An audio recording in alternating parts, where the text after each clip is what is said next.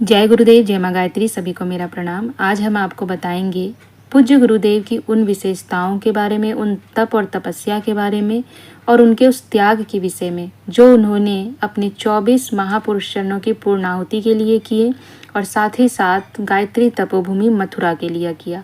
यानी कि यदि आप गायत्री तपोभूमि मथुरा जाते हैं तो आपको वहाँ पर किन किन दिव्य शक्तियों का आभास हो सकता है। यह सारे दिव्य शक्तियाँ पूज्य गुरुदेव ने महापुरुष चरण के समय और गायत्री शक्तिपीठ की स्थापना के समय ही वहाँ पर लाए थे और इन सब चीज़ों को इकट्ठा करने में पूज्य गुरुदेव को 6 माह का समय लगा। और भी बहुत सी दिव्य चीज़ें हुई थीं। क्या क्या हुआ था उन सभी को हम आपको यहाँ पर विस्तार से बताएंगे और उन सभी की यहाँ पर चर्चा करेंगे। यह भी बताएंगे कि पूज्य गुरुदेव ने सर्वप्रथम दीक्षा कब दी थी, गुरु दीक्षा उन्होंने स्वयं कब दिया और कैसे पूर्णाहुति के लिए जब अग्नि नहीं जल रही थी तो पूज्य गुरुदेव के स्पर्श से वह अग्नि जल उठी। इन सभी बातों को इसमें विस्तार से हम जानेंगे और यह भी आपको बताएंगे कि यदि आप गायत्री तपोभूमि मथुरा जाते हैं तो वहाँ पर आप 51 शक्ति पीठों की दिव्य शक्तियाँ और हमारे जितने भी तीर्थ हैं यानी कि 2400 इन सभी का समावेश आपको मिल जाएगा।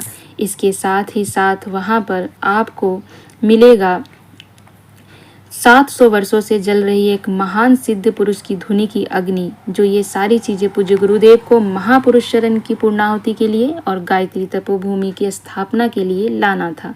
और इन सब चीज़ों को पूज्य गुरुदेव ने लाया और उन सब चीज़ों को लाने के बाद कैसे उन्होंने अपने इस पूर्णाहुति को पूर्ण किया, कौन कौन सी बाधाएं आई, सबको कैसे पार किया, कैसे इसकी तैयारी की, इन सभी चीज़ों की चर्चा आज हम करेंगे, जिससे आप पूज्य गुरुदेव को और भी जान पाएंगे, समझ पाएंगे उनके तप, त्याग और तपस्या को, और यह भी समझ पाएंगे कि यूं ही उन्होंने आपको गायत्री की दीक्षा नहीं दी, यूं ही आप गायत्री के अधिकारी नहीं बन गए हैं। चलिए अब शुरू करते हैं। साधना की सफलता का मूल तो साधक की अटूट निष्ठा एवं आत्मशोधन है, किंतु ये अक्ष जो बड़ी महत्वपूर्ण भूमिका निभाता है वह है सुसंस्कारिता। साधना स्थली में साधना करने की सुविधा उपलब्ध होना।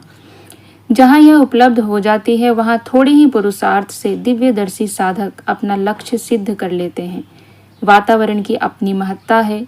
देवात्मा हिमालय के हिमाच्छादित चोटियों के मध्य गंगा किनारे की गई उपासना का अपना प्रतिफल तथा श्रेष्ठ संस्कारों से अनुप्राणित भूमि में साधना का अपना।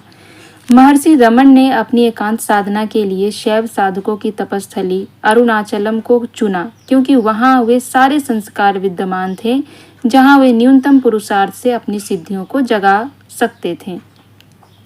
योगीराज अरविंद ने भी वेदपुरी को ही अपनी तपस्थली बनाया, जो महर्षि अगस्त्य की तपोभूमि थी। रावण महाबली था पर तप शक्ति से डरता था।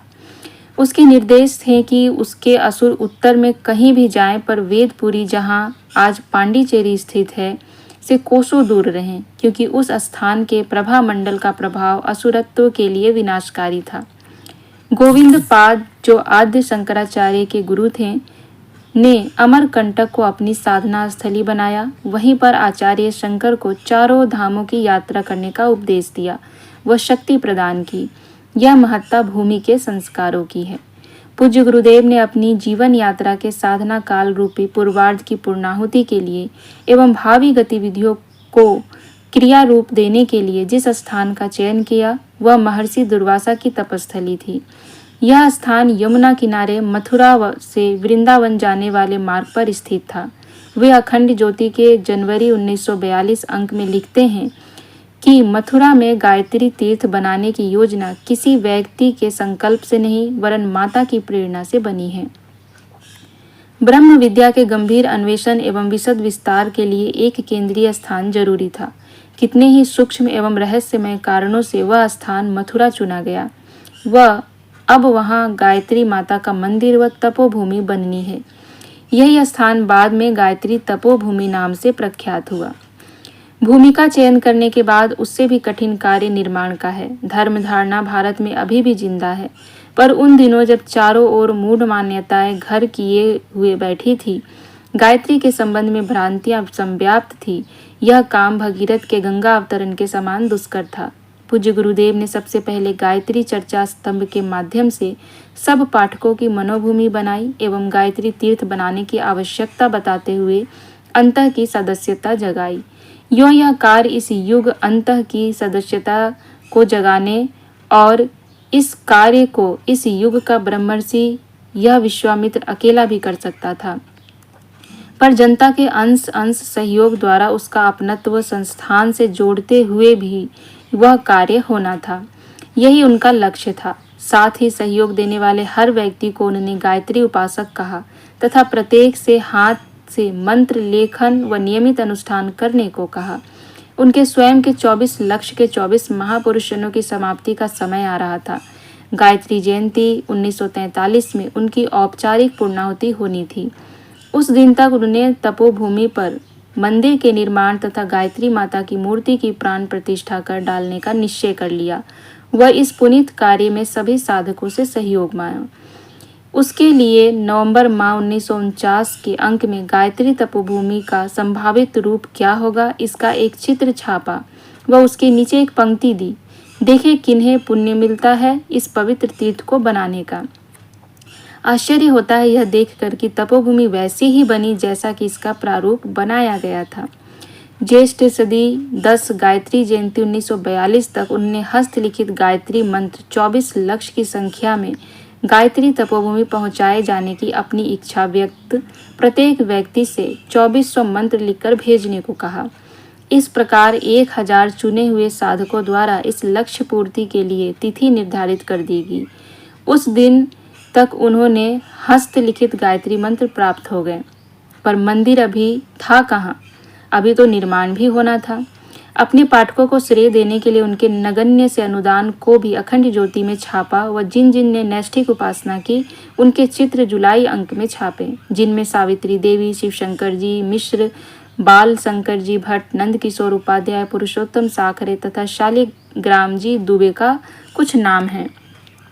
वस्तुतः जुलाई 1942 का अंक ही गायत्री साधना की अनुभूतियों पर आधारित अंक था। इस तथा आगे के अंकों की गायत्री चर्चा प्रसंग में उनने स्थान स्थान पर गायत्री उपासना का महत्व तथा फैलाई जा रही भ्रांतियों के निवारण हेतु शास्त्र सम्मत तर्क सम्मत समाधान दिए। दिसंबर 1942 की अखंड ज्योति में उन्होंने घोषणा कर दी कि ज्येष्ठ सदी संख्या संवत 2010 गायत्री जयंती यानी कि सन 1943 को कई महान कार्यों की पूर्णाहुति होगी। उनमें प्रथम थी सहस्त्रांशु गायत्री ब्रह्म यज्ञ की पूर्णाहुति, 124 करोड़ गायत्री महामंत्रों का जप, 124 लाख आहुतियों का हवन, 124,000 उपवास तीनों ही पूरे होने को आ रहे थे। वे सभी गायत्री जयंती तक पूरे हो जाने की संभावना उन्होंने व्यक्त की थी। दूसरा था 1.25 करोड़ हस्तलिखित मंत्रों के संकल्प की पूर्ति व उसकी भी पूर्णाहुति। तीसरा था स्वयं के 24 लक्ष्य के 24 पुरस्चरणों की पूर्णाहुति। चौथा था गायत्री मंदिर में गायत्री माता की मूर्ति की प्राण प्रतिष्ठा। ऋषि कल्प सात्विकता का इस आयोजन में पूरा ध्यान रखे जाने का उन्होंने आश्वासन दिया। वह स्वयं बैसाख सदी 14 के ज्येष्ठ सुदी 10 तक 24 दिन मात्र गंगा जल पीकर निराहार उपवास रखने की घोषणा की। यह प्राण प्रतिष्ठा पर्व कितना महत्वपूर्ण था इसको भली भांति समझा जा सकता है जब हम देखते हैं कि इसके लिए पूर्व से पूज्य गुरुदेव ने क्या क्या तैयारियां की थी। सबसे पहली तैयारी थी भारतवर्ष के सभी प्रमुख तीर्थों 2400 का जल एवं सभी सिद्ध पीठों यानी 51 की रज एकत्रित कर सभी तीर्थों व सिद्ध पीठों को गायत्री तीर्थों में प्रतिनिधित्व देने की घोषणा व 6 माह में यह कार्य पूरा भी कर लिया। 12 महाशक्ति का चरणोदक भी स्थान स्थान से मंगाया गया। दूसरा 700 वर्षों से जल रही एक महान सिद्ध पुरुष की धुनी की अग्नि की स्थापना करने की बात कही। और तीसरा 1.25 करोड़ मंत्र लेखन भी प्रस्तावित गायत्री तीर्थ में उसी दिन स्थापित किए जाने की घोषणा की गई। इस आयोजन में बहुत बड़ी भीड़ को नहीं मात्र 124 उन गायत्री उपासकों को बुलाया गया जिन्होंने संतोषजनक ढंग से समस्त विधि विधानों को पूरा कर गायत्री उपासना संपन्न की थी। साथ ही ज्ञान वृद्धि, आयु वृद्धि, लोक सेवी, पुण्य आत्मा सत्पुरुषों के पते भी मांगे गए ताकि उनसे इस पुण्य आयोजन हेतु आशीर्वाद लिया जा सके। कितना कुछ सुनियोजित व शालीनता सुव्यवस्था से भरा पूरा आयोजन, जिसमें स्वयं को सिद्ध न बताकर सबके आशीर्वाद मांगे ताकि भूमि के संस्कारों को जगाकर एक सिद्ध पीठ विनिर्मित किया जा सके।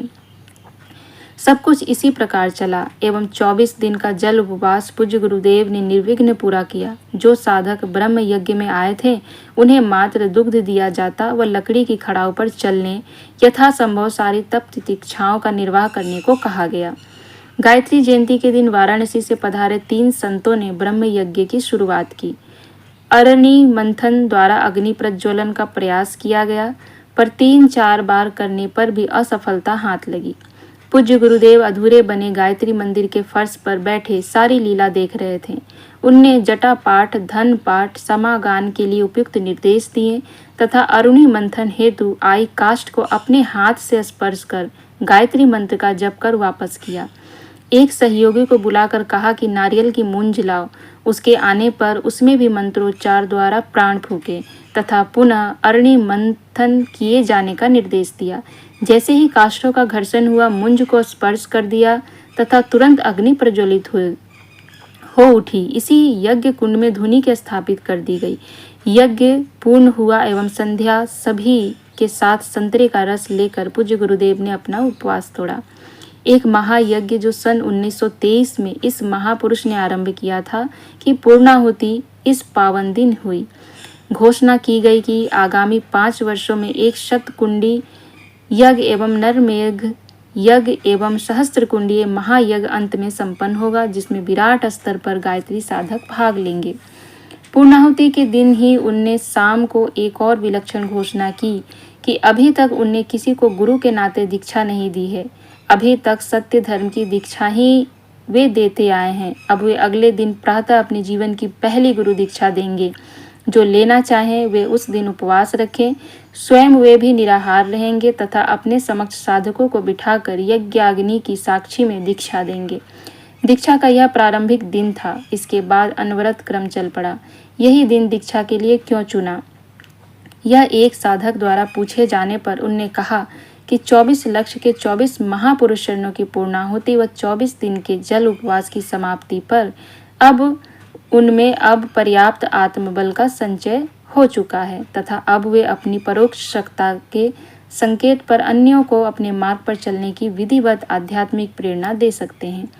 ब्रह्मवर्चस्व संपन्न गुरुदेव ने पूर्णाहुति के अगले दिन वाले गुरुवार से दीक्षा देना आरंभ किया व उनके माध्यम से स्थूल सूक्ष्म रूप से ज्ञान दीक्षा, प्राण दीक्षा, संकल्प दीक्षा लगभग 5 करोड़ से अधिक व्यक्ति उनके महानिर्माण तक ले चुके थे। सिद्ध साधक का सिद्ध तीर्थ बनाने का यह प्रथम सोपान पूर्ण हो चुका था। अब विशाल गायत्री परिवार बनाने की, संगठन को सुव्यवस्थित करने की सुव्यवस्थित स्तर पर तैयारी करनी थी, जिस निमित्त वे गायत्री तपोभूमि के निर्माण के बाद प्राणपण से जुट गए थे। तो ये थी मथुरा में गायत्री शक्तिपीठ यानी कि गायत्री तपोभूमि की स्थापना की चर्चा, जिसमें आपको यह ज्ञात हुआ कि कैसे पूज्य गुरुदेव को किन किन चीज़ों को करना पड़ा और कितनी तप और तपस्या के बाद उन्होंने गायत्री तपोभूमि की स्थापना की है।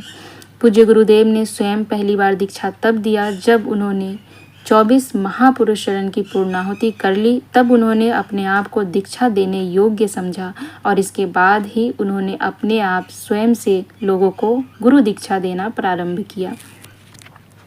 तो ये थी पूज्य गुरुदेव की वह विशेषता जो बताता है कि कैसे उन्होंने जीवन भर त्याग तपस्या की और किस प्रकार से गायत्री तपोभूमि में किन किन दिव्यताओं का समावेश है, कितने तीर्थों का समावेश है।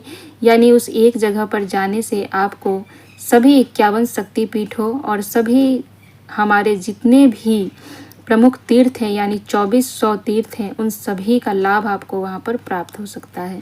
तो ऐसे ही और भी गुरुदेव से जुड़ी जानकारी हम आपको देते रहेंगे। आज के लिए सिर्फ इतना ही। जय गुरुदेव, जय माँ गायत्री। सभी को मेरा प्रणाम।